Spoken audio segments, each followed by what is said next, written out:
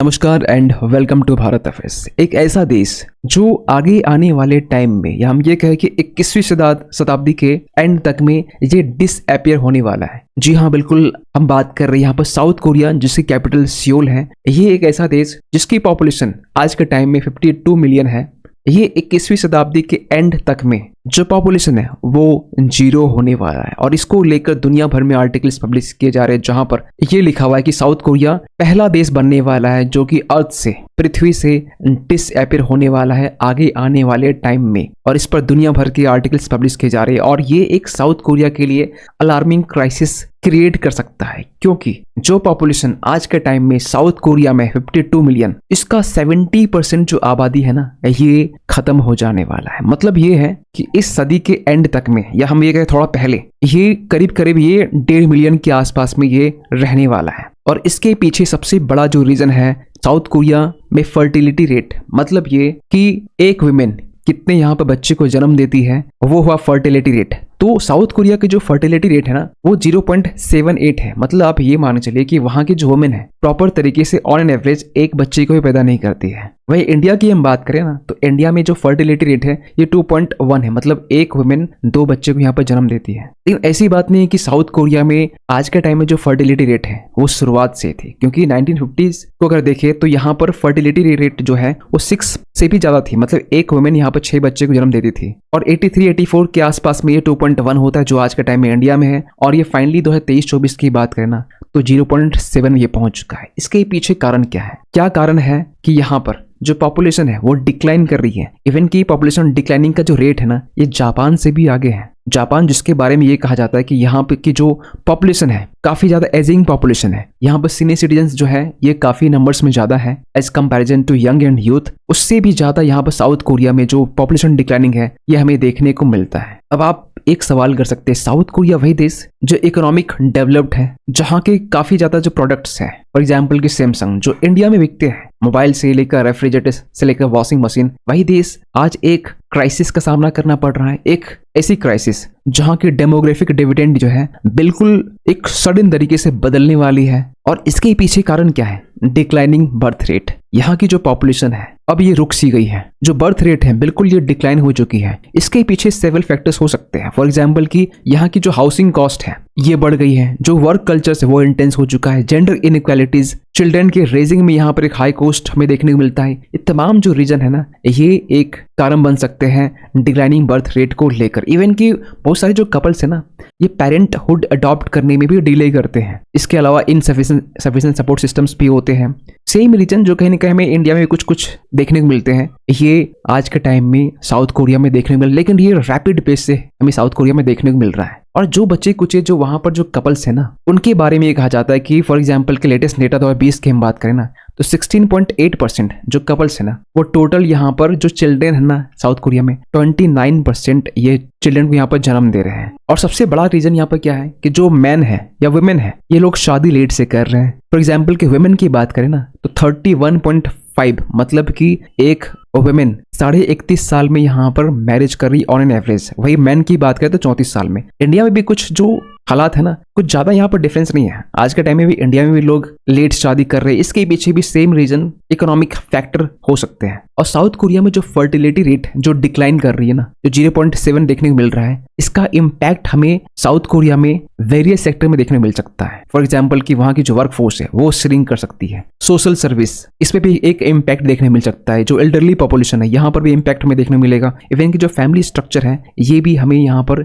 Shrink होता हुआ दिखाई दे सकता है। लेकिन वही इंडिया की बात करें ना, तो जहाँ की फर्टिलिटी रेट 2.1 है, इनके बारे में ये कहा जा रहा है कि साउथ कोरिया जिस तरीके से यहाँ एक अलार्मिंग क्राइसिस हमें देखने को मिल रहा है, इंडिया में भी जो फर्टिलिटी रेट है जो 2.1 है, इससे नीचे जा सकता है। क्योंकि डेटा यहाँ पर यह कहा जा रहा है कि 2050 तक में जो फर्टिलिटी रेट है इंडिया में 1.29 होने वाला है। आप समझ सकते हैं कि 2.1 अभी है, अगले 25 साल में ये जो नंबर्स हैं बिल्कुल ये घटकर 1.29 होने वाला है। और ऐसा नहीं कि ये मतलब ये ड्रेस्टिकली यहाँ पर कम हो रहे हैं। आप देखेंगे 1950 के टाइम में जो फर्टिलिटी रेट था 6.12 मतलब 50s के टाइम में एक वुमेन 6 बच्चों को यहाँ पर जन्म देती। और इसी को लेकर रिसेंटली यहाँ पर आरएसएस चीफ मोहन भागवत जी ने यहाँ पर यह कहा था कि जिस तरीके से फर्टिलिटी रेट इंडिया में 2.1 से भी नीचे जाने के जो संभावना है वो दिखाई दे रहे हैं, तो यहाँ इन्होंने ये कहा कि 2.1 से नीचे नहीं जानी चाहिए और एक वुमेन को यहाँ पर 3-3 बच्चे जन्म देनी चाहिए। ये बातें रिसेंटली आरएसएस चीफ की तरफ से कहा गया। और इसी जस्ट ऑपोजिट ना, खासकर इंडिया में जो एल्डरली पॉपुलेशन है,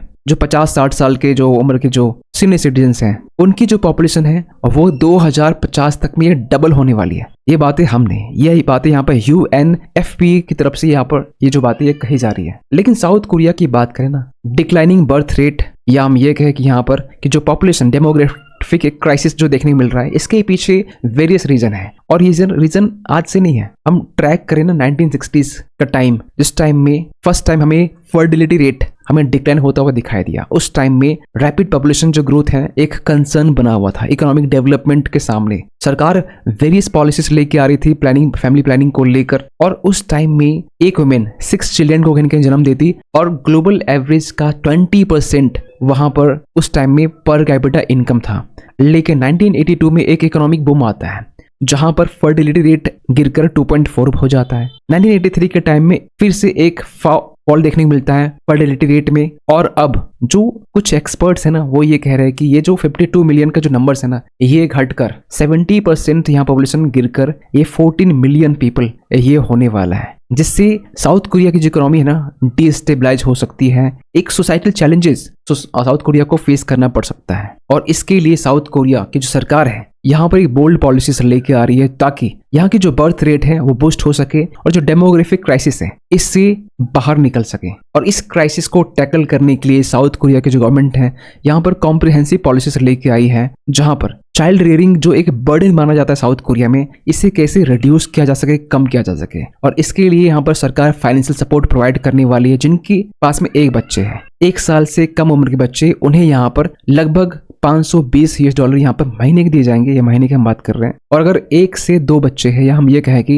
वो बच्चे जिनकी उम्र 1 से 2 साल के बीच में है, उन्हें यहाँ पर $260 यहाँ पर दिया जाएगा। और इस तरीके से जो साउथ कोरिया है इनके ऊपर जो मंथली जो फाइनेंशियल बर्डन जो आने वाला है ना, ये 1 मिलियन वॉन बेसिकली वहाँ की जो करेंसी है, या हम ये कहें कि $US के फॉर्म में ये $740 जो है ये पर मंथ यहाँ पर ये खर्च होने वाला है। इसके अलावा यहाँ पर यहाँ की जो सरकार है हाउसिंग असिस्टेंस यहाँ प्रोवाइड करने वाली है, affordable rental options, subsidised loans यहाँ प्रोवाइड करेगी, वर्क प्लेस रिफॉर्म्स लेके आएगी ताकि जो पेड पेरेंटल लीव पॉलिसीज है ना इसमें बदलाव किया जा सके। इसके अलावा यहाँ पर एजुकेशन और हेल्थ केयर में भी यहाँ पर रिफॉर्म्स लाने की बात की जा रही है, जहाँ पर यह कहा जा रहा है कि free child care services under 5 जो इसके जो बच्चे हैं उन्हें यहाँ पे दिया जाएगा, free access to public education यहाँ पे दी जाएगी। इसके अलावा कम्युनिटी सपोर्ट प्रोग्राम ये भी चलाए जाएंगे लोकल गवर्नमेंट की तरफ से। लेकिन ये इतना आसान नहीं है।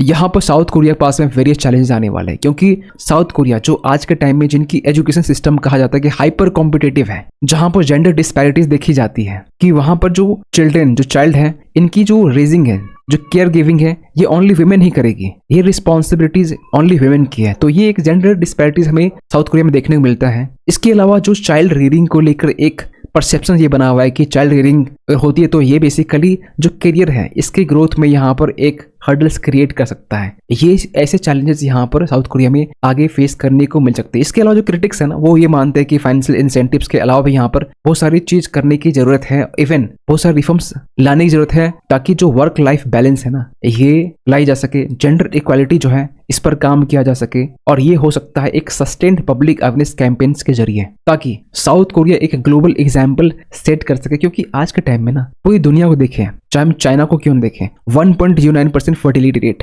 जापान की भी कुछ खास नहीं है। इवन कि जापान, इटली, जर्मनी ये लोग भी डेमोग्राफिक चैलेंजेस को फेस कर रहे हैं। ये लोग भी साउथ कोरिया से एक लेसन सीख सकते हैं कि यस कि साउथ कोरिया अपनी एक पॉलिसीज के जरिए जो यहाँ की जो डेमोग्राफिक चैलेंजेस हैं, जो डिक्लाइनिंग बर्थ रेट है, इससे कैसे बाहर निकल पाई है, ये एक दुनिया को एग्जाम्पल सेट करके दे सकती है। और एक ऐसा इकोसिस्टम यहाँ पर क्रिएट कर सकती है कि ताकि जो यंग फैमिलीज हैं इसे एक सपोर्ट सिस्टम प्रोवाइड हो सके, जो पेरेंटहुड करने होने अडॉप्ट करने में जो इकोनॉमिक प्रेशर क्रिएट होता है ना, इस पे एक रिलीफ मिल सके यहाँ पर। और इस तरीके के जो मेजर्स लेकर साउथ कोरिया एक सक्सेसफुल टिप प्रोवाइड कर सकता है बाकी देशों के लिए कि यस, एक ऐसा देश जहाँ की डेमोग्राफिक चैलेंजेस पूरी दुनिया में सबसे ज्यादा है, डिक्लाइनिंग बर्थ रेट जो है इस तरीके से कि इस सदी खत्म होते होते ये पूरे नक्शे से मिट जाएगा, वो देश ऐसे चैलेंजेस को फेस करते हुए कैसे बाहर निकल रहा है, ये पूरी दुनिया के लिए एक लेसन हो सकता है। इवन इंडिया भी साउथ कोरिया के मिस्टेक्स और गलतियों से सीख सकता है। खैर, आप क्या सोचते हैं पूरी इस अपडेट को लेकर कमेंट कीजिएगा। और जाते जाते एक क्वेश्चन आप सभी के लिए कि हाल ही में आत्मनिर्भर क्लीन प्लांट प्रोग्राम इसे यहाँ पर लॉन्च किया गया। आपको बताना ये है कि ये जो प्रोग्राम है किस सेक्टर से रिलेटेड है। आपके पास में ऑप्शन है एनिमल हस्बेंड्री, एक्वाकल्चर, हॉर्टिकल्चर या फिर फॉरेस्ट्री। सही आंसर कीजिए कमेंट सेक्शन पे। मिलती किसी अगले वीडियो में, तब तक के लिए थैंक यू सो मच।